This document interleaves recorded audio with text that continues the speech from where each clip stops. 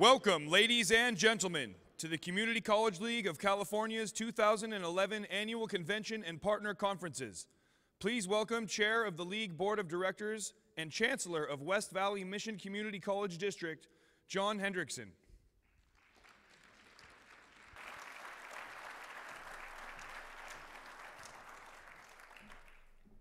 I tell you, what an introduction. Chancellor Scott and I were sitting here waiting for somebody important to show up. I think Obama could come in, but maybe Shaquille O'Neal would be the person you'd expect after that kind of introduction. It is my pleasure and it is my honor to be connected with a program like the program that we are in today. I want to welcome everyone seated to the annual conference, which for 82 years has gathered leaders from across the state to share ideas and to celebrate our success. This year's theme, you got it, Mission Impossible: Success, Equity, Access. It's a reaffirmation of our commitment to students and the promise to California to continue providing quality education and access to all students. We all support this promise by our actions and decisions here at this convention and at our colleges. The Community College League consists of the community college trustees and chief executive officers from all colleges throughout the state.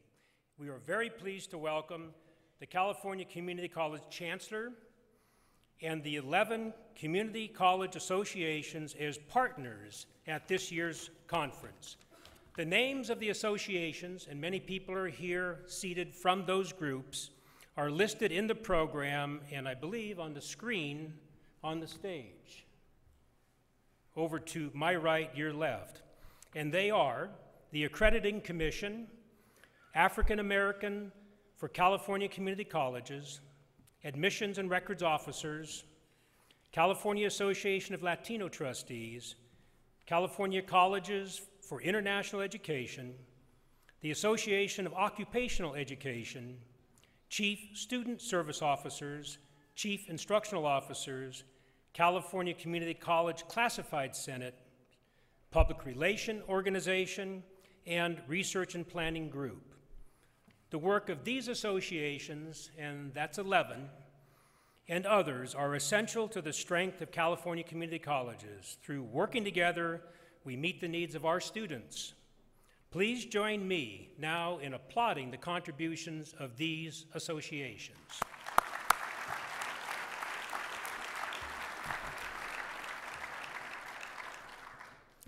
Community colleges also benefit through strong partnerships with businesses that support our educational programs and who benefit the students that we graduate.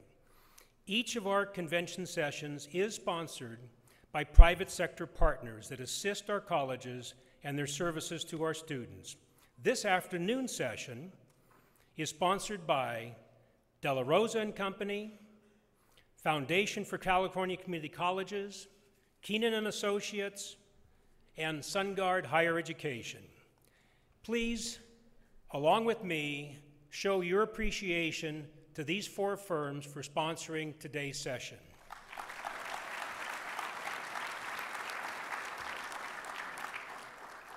Briefly, a statement on each company. De La Rosa & Company is a full-service investment bank with offices in Los Angeles and San Francisco. Founded in 1989, De La Rosa has helped public entities and private businesses secure funding for capital projects. The Foundation for California Community Colleges serves as the official foundation supporting the Board of Governors, Chancellor's Office, and the entire California Community College system, developing programs and services that save millions of dollars for our colleges and for our students.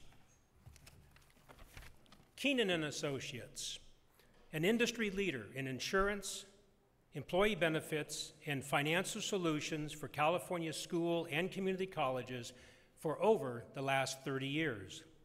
And SunGard Higher Education, providing a broad portfolio of solutions and services to help institutions measurably improve performance and achieve their mission, They've been in business for over 40 years.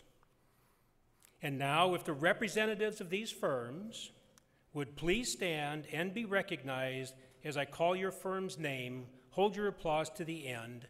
I can't see from here, but I'm sure out there you can see these folks. Della Rosa and Company. Foundation for California Community Colleges. Keenan and Associates. SunGard Higher Education. Let's give them a round of applause.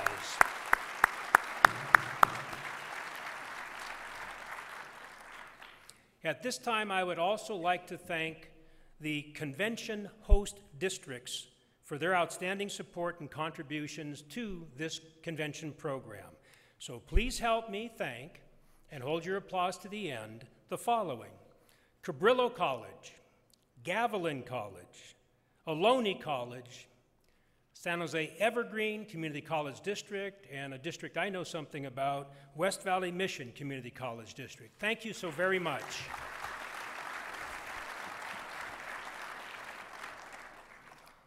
Before I introduce our speaker, I'd like to take this opportunity to welcome members of the Board of Governors that are joining us at this convention. And the names I have hopefully is complete and the most recent list. So if you would please stand as I mention your name so we can see you and hold your applause to the end. Manuel Baca, Barbara Davis Lyman, Danny Hawkins, Scott Himmelstein, Deborah Mulumad, Peter McDougall, and Alice Perez. Thank you very much for the service you do for California community colleges.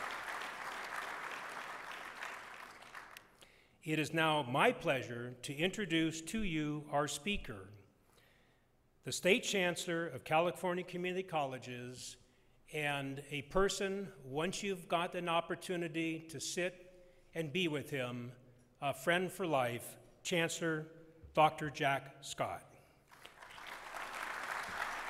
A few words.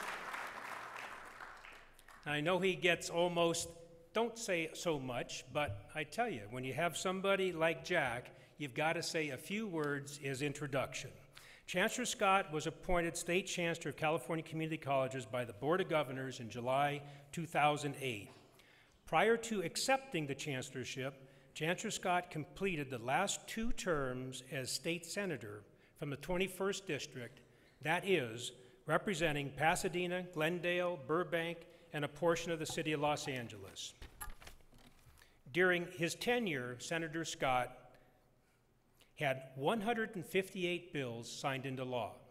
As a state assemblyman, he had 47 bills signed into law. In addition, he served as chair of the Senate Committee on Education and also chair of the Senate Budget Subcommittee on Education.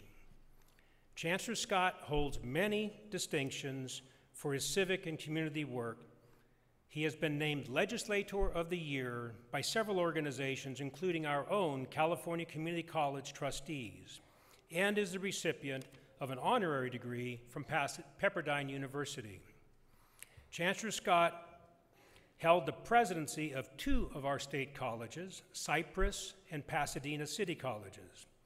As president at Pasadena City College, Dr. Scott launched and completed a $100 million master plan to meet the college's needs moving into the 21st century.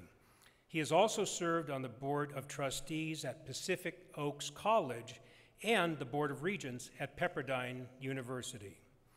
Lastly, Chancellor Scott is the past president of the Association of Community College Administrators and former chair of the Accrediting Commission of the Western Association of Schools and Colleges. As you can see, Chancellor Scott is the leader and the advocate our community college system needs for such a time as this. Please, along with myself, welcome Jack Scott.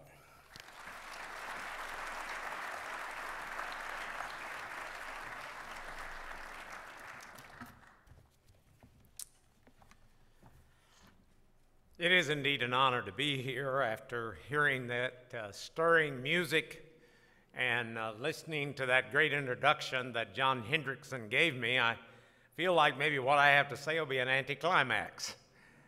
But I'm greatly honored to be the Chancellor of California Community Colleges. After spending 23 years in California Community Colleges, it was impressed upon me just how great our mission is. And so when I was asked to take on this task, and I sometimes kiddingly tell people I've failed retirement twice, I couldn't turn down the chance to give leadership to a wonderful and great organization. And I might also like to say that about the Community College League. I've enjoyed working with the Community College League. Certainly their president, Scott Lay, and I are often arm in arm in the Capitol and doing advocacy for community colleges. And so to look out and see all of you, your friends, and to see the fact that you care about California community colleges is such a pleasure.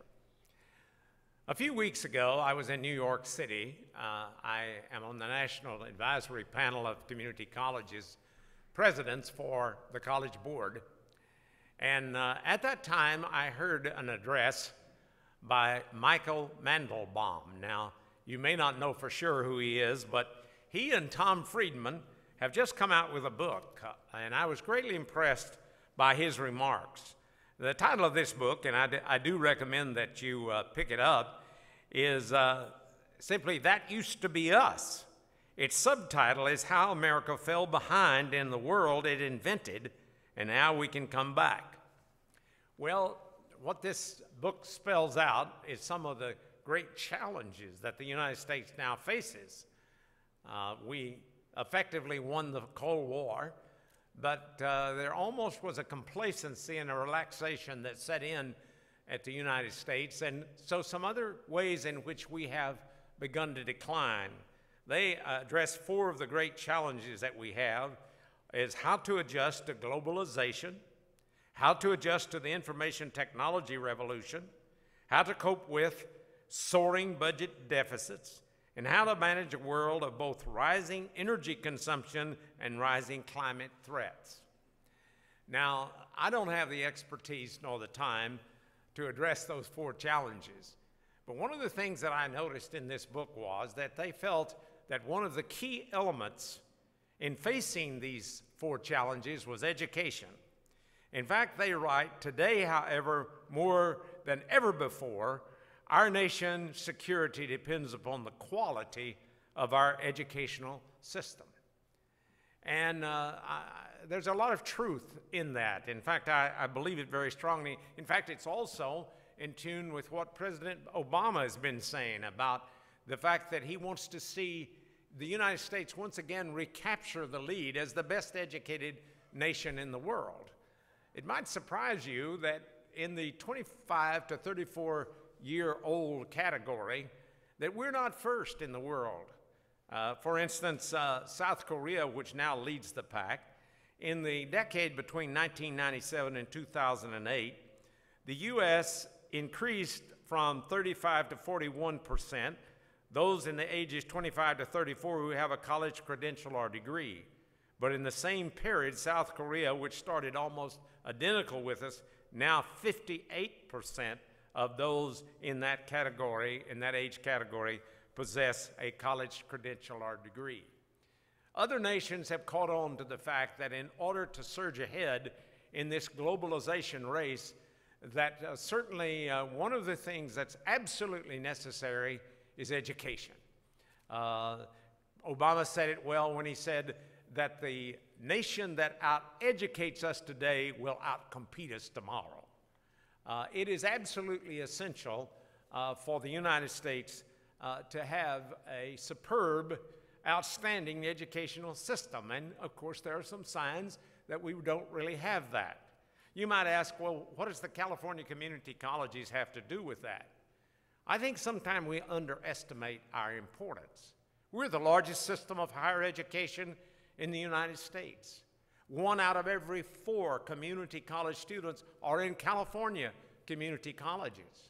We're the #1 workforce preparation in our nation, in our state, I mean, that we are the ones who provide those career technical programs that make a real difference. And I will tell you that those career technical programs are terribly important to the economy of the state. In fact, the U.S. Department of Education, U.S. Department of Labor has pointed out that from 2008 to 2018, that middle skill jobs, we're talking about those jobs that we turn out, like nursing, electricians, auto mechanics, radiological technicians, and the list goes on, because actually we have about 175 of those career technical programs, that during that period of decade that those jobs are going to grow by 19%. And in that book that I referred to earlier, Mendelbaum and Friedman recognize the importance of this education. For they write, many of the good jobs opening in this country do not require 4 years of college, but they do require high-quality vocational training. High-quality vocational training. That's what one of the things we're about. That's certainly one of our primary missions. Now, I talked a little bit about the challenges confronting the United States in terms of our global competition, in terms of the kind of degree holders that we should be turning out, and the fact that we have a real demand. Well, the Public Policy Institute took that right down to California. And it said in California that, that between now and 2025, that we're going to need 1 million more college graduates than we're now scheduled to be able to produce. It said that in that period of time, in 2025, that 41% of the jobs in California will need a college degree. But at the rate we're going, only 35% of our workforce will have a college degree. So we're beginning to see where we have a real challenge here in front of us, how that we need to be aware of it. And yet, we're at that time when it seems the state of California is not really rising and providing us with the resources that are necessary for community colleges and for four-year colleges to meet this challenge. We just picked up the paper this morning, for instance, and of course we were all saddened to read that it looks like that this budget year in California, we're going to fall $3.7 billion short of what the revenue estimates were. And so what does that mean for community colleges? It means about we think about $102 million that we're going to receive that kind of cut in mid-year. I know that many of you have been in some ways preparing for that, but that's not going to be able for us to really answer the needs. We're having to turn away thousands of students. I know the first year that when we took that 8% cut in 2009-10, we estimated that 140,000 students who wanted to get into community colleges couldn't get in. And 47% of our students were telling us that they had difficulty getting the courses that they wanted to take. So too often somebody would end up taking a couple of courses when they really wanted to take 4. Or maybe they signed up for a course that they really didn't need, but they couldn't get into the ones that they did need in order to transfer. And so we're faced with a problem of a failure of a state to really provide us the kind of resources that we ought to take. So I think it's such a failure on the part of California to prepare for its future. You know, there's been, in the last 10 years, for instance, one of the fastest increases in our state budget has been the prison system. And at the same time, we have had a steady decrease in that which is given over to public higher education. In fact, in the last 3 years, we think that the decrease has been about $1,400 per FTES. That's full-time equivalent students. We seem like we're a little more interested in producing people with stripes rather than people with graduation gowns. And that's a failure on our part, and that's something that we need to address in terms of going to people and telling them about our needs. Well, given this challenge, that we have before us, what ought to be our response? Well, first of all, I think we need to be strong in our advocate of the fact that we are strongly advocating a much larger